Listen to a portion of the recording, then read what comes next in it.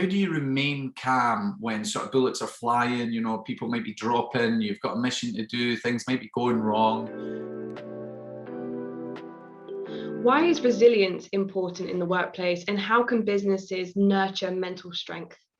Yeah, I think resilience is really important, and I'm surprised we don't test that more.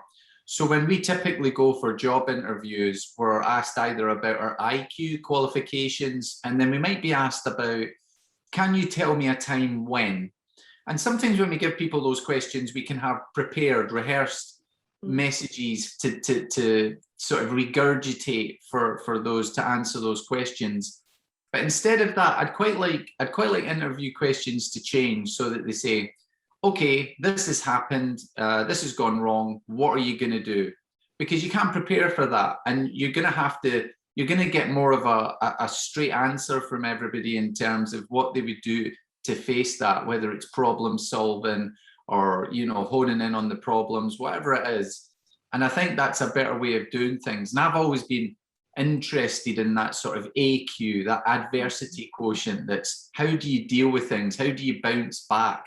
And certainly over the last couple of years, that's been what separated those that have become successful and even thrived in this environment we're in, or sort of fell by the wayside and fell behind their competitors in every line of work. And I include public speaking in that. Public speakers over the last year and a half have had to evolve. They've had to change the way they do things, whether it's, doing things online or whatever. So I think everybody's had to adapt a bit, and the more resilient you are, the better you'll be able to adapt. And one of the things we do very well in Special Forces is we replicate the training really well. So we'll almost go through it as if it's the real thing, so that when you're in the real thing, it almost feels like a continuation of training. Now, that's very hard to do in a lot of situations, but for example, when we were training for a plane takedown at Stansted, we would have the exact same aircraft in the hangar behind us, and we'd just go through all the different versions of the plan until we honed it down. When we did a jungle rescue in Sierra Leone, we built the camp to scale, so 500 meters by 500 meters, and put the buildings and the hostages and the machine guns and the sentries where they were, so that the people, when they were sliding down those ropes at 4 o'clock in the morning, knew every square inch of that camp better than the people that were in it. Now, of course, training's one side of things, but the better you can train and prepare people and put them through those, even with failure put into them, the more trust you're going to have in them, that when the chips are down, you can rely on them. And combat's one of those ways. We have that in the military, where the first time you're away on an operation, once you've all been through it, you can look at each other left and right and know that once the chips are down, you can rely on them. Everybody's got your back. And so why then was teamwork important in the SAS, particularly in life and death situations? Yeah, teamwork's really important in Special Forces, and people forget that we're one of the few Special Forces that recruits from everywhere: the RAF, the Army, the Navy, the Territorials, from last year, women. So we want as many different people with different experiences, different backgrounds, different viewpoints and perspectives as possible, because we're greater than the sum of our parts. And so it has its own inherent challenges, which other businesses will find as well, where you bring different people together, but you're all part of the same team. You need to speak the same language, have the same mission and drive. That has its challenges. And traditionally, we've been a very male-driven environment, which has its own challenges as well. There are things we're good at as guys. There's things we're not very good at. So it has all its different challenges that it brings with it. But teamwork's massively important, because you want to get the strength of the team, but you don't want to be held down by its weaknesses. And so you have to sort of counter for that. So you want the people that are doing the things they're good at in those positions, and make sure that the team, as a collectively, you get the most efficiency from it.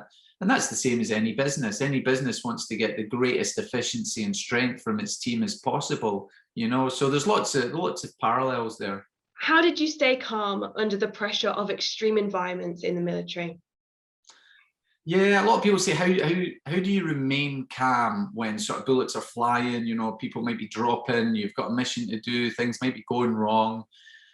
And it's very easy to say, oh, I just remain calm all the time. I'm a robot. You know, I don't have emotions. I don't have fear. But actually, you do. You have a lot of fear. And anybody that tells you they're fearless, well, they're either lying or they're a liability, because we're human beings. It's not part of it's drilled into our fight or flight. Where we have a little bit of an edge is we've had lots of experience of bullets flying past our ears. So it's not the first time we've heard it. It's not the first time we've seen danger, which itself helps. But I think one of the other things is to focus on the things that you can control. And I realized that my best chance of getting out of this is if I focus on the things I can control and hope everybody left and right of me is doing the same. We're going to have a much better chance and outcome, the consequences of it, than if we're all worried about our own life, we're all diving for cover, we're all just focused on the things that might go wrong. And certainly there's lots of times I've went into things being afraid, and when you hear the air move as the bullets pass your ear, that's something that makes you want to be as small as possible, and every sort of inch of you is trying to scream run that way rather than forward. But the thing that made me go forward was to think about the consequences. Yeah, the short-term consequences might be better if I run backwards, but the long-term consequences of that will be far worse. And that will be something you might never shake off. So I prefer the short-term consequences. I prefer having those guaranteed longer-term consequences. And sometimes when you're faced with difficult decisions, or you don't want to have a difficult conversation, just think about the consequences. What are the short-term consequences and what are the long-term?